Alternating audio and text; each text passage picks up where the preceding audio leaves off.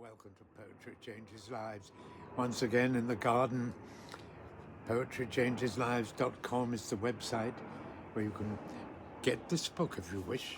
You can get it, of course, from Amazon Direct or from any bookshop. But I always, I do like to recommend it because I do genuinely feel that it is a book that can help people. The poetry is beautiful, I think, in it. Not my poetry, classic poets. It gives people a little bit of information, historical as well, and a thought for the day. And, there's nothing very harmful in any of that. Quite the opposite, I think. The idea is to help people.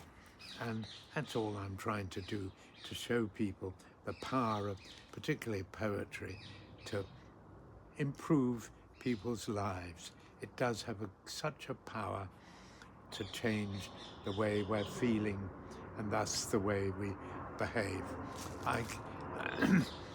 It helped me so much when I was struggling as a younger person.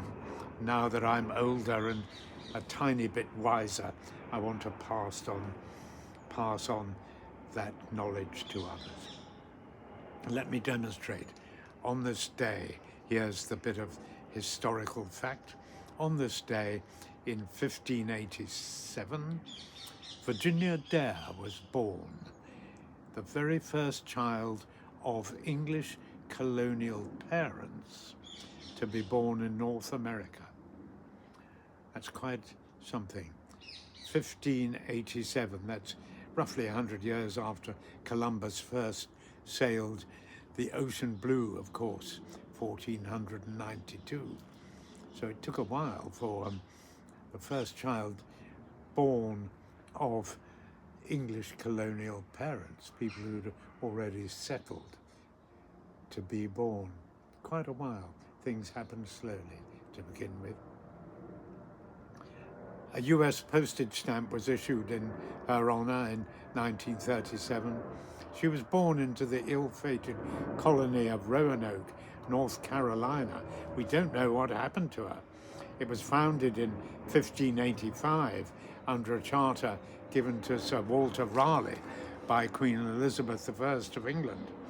But the small colony had difficult relations with the local Indians and may have been attacked and annihilated by them. Certainly when the governor, John White, returned from a trip to England for supplies in 1590, he found the place deserted and no clues as to what had happened. We never know. We'll never know now what happened. Perhaps the colonists died from disease, or else were forced to put themselves under the protection of the local tribes, and anything could have happened to them. Stories did emerge of Europeans seen living in tribal villages, but it was all very vague.